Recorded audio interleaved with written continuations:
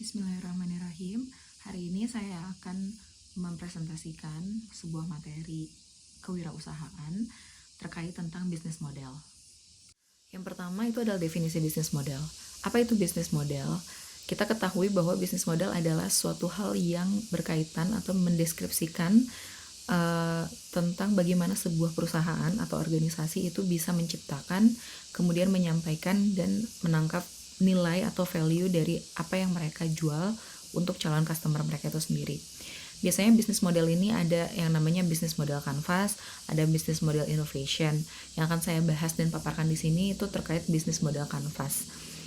Nah, kenapa harus bisnis model canvas? Sebetulnya bisnis model canvas ini juga terkait seperti minimizingnya dari bisnis plan gitu. Ketika teman-teman memiliki sebuah perusahaan atau sebuah calon bisnis yang akan dipresentasikan kepada calon investor atau stakeholder, teman-teman bisa pakai template dari bisnis model canvas ini supaya mempermudah calon investor menangkap apa yang teman-teman ingin sampaikan terkait calon perusahaan teman-teman. Nah, si bisnis model canvas ini biasanya terdiri dari 9 blocks ya. Yang pertama itu ada customer segmentasi, kemudian ada value proposition, kemudian ada channel, selanjutnya ada customer relationship atau hubungan dengan customer, kemudian ada revenue stream, dan ada key resources, dan juga ada key activities, kemudian ada key partnership, dan yang terakhir ada cost structure. Yang pertama itu ada key partners ya. Key partners ini adalah partner dari sebuah perusahaan kita yang akan kita bangun. Bisa jadi itu sebagai suppliers mungkin, atau bisa juga sebagai partner kerja yang emang kita membutuhkan dia selama proses bisnis ini berlangsung.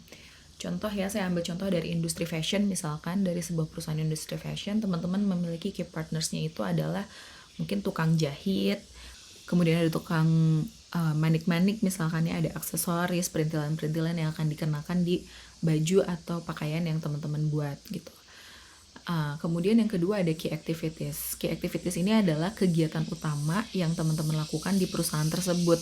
Contoh misalkan kalau di industri fashion, of course kita akan menciptakan pakaian ya. Kita akan membuat pakaian, menjahit pakaian, kemudian memperjualbelikannya, dan kemudian bisa melakukan mungkin kalau misalkan ada seasonal activities, misalkan ada pameran baju, kemudian ada pengiklanan. Nah, itu masuk ke dalam kegiatan utama yang dilakukan perusahaan industri fashion.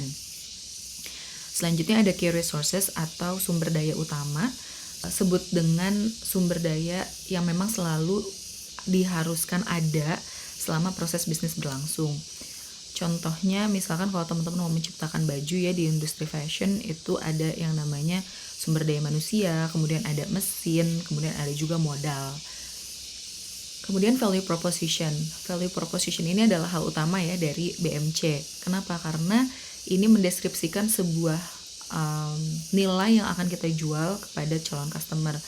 Misalkan contoh di industri fashion, kita menjual pakaian, kita nggak hanya menjual seolah-olah pakaian aja gitu.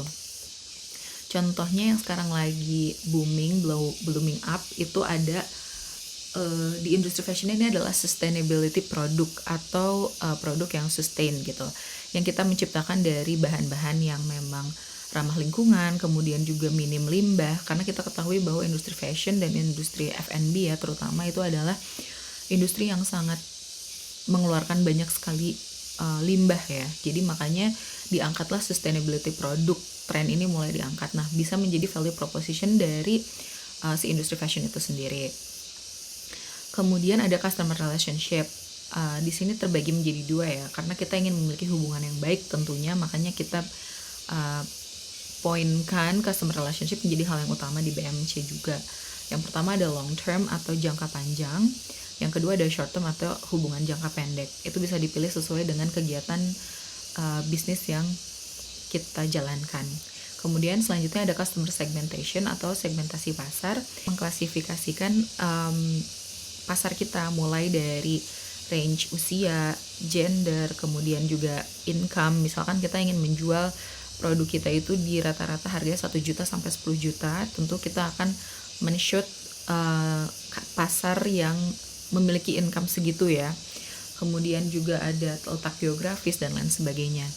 Kemudian selanjutnya ada channels. Channels ini adalah sebuah platform ya kalau zaman sekarang, di mana kita menjual produk tersebut gitu. Misalkan kalau di industri fashion sekarang yang lagi booming itu adalah endorsement ya. Sebetulnya sudah 5 tahun ke belakang endorsement ini booming. Tapi sampai sekarang si endorsement ini masih sangat menjadi alternatif atau ya bahkan mungkin poin utama dari sebuah perusahaan untuk menjual produk mereka selain mengiklankan di TV atau di radio ya. Itu contohnya channels. Nah, kemudian ada cost structure. Cost structure ini adalah biaya-biaya yang kita keluarkan selama proses bisnis ini berlangsung. Contohnya ada biaya operasional, kemudian ada salary, kemudian ada biaya-biaya tak terduga lainnya, misalkan insurance dan biaya-biaya lainnya ya. Kemudian ada revenue stream. Revenue stream ini adalah income yang kita dapatkan dari selama proses bisnis ini berlangsung. Misalkan dari sebuah penjualan, kemudian dari bentuk kerjasama dengan siapa, kemudian kita mendapatkan keuntungan, itu kita masukkan di revenue stream. Kemudian ini ada contoh dari BMC, perusahaan Coca-Cola yang kita tahu sekarang perusahaan Coca-Cola adalah perusahaan minuman kemasan dari Amerika Serikat ya. Kita sudah tahu logonya ketika melihat tulisan Coca-Cola, oh itu adalah minuman kemasan berasal dari Amerika. Berarti mereka berhasil membuat perusahaan mereka menjadi dikenal di seluruh dunia. Nah, ini adalah contoh dari bisnis model kanvas mereka. So, how is your business model? Bisa kita buat secara sederhana dan kita bisa mempresentasikannya kepada calon investor kita tentunya, dan buatlah semenarik mungkin. Begitu, terima kasih. Begitu saja pemaparan dari saya, semoga bermanfaat. Terima kasih atas perhatiannya. Selamat siang.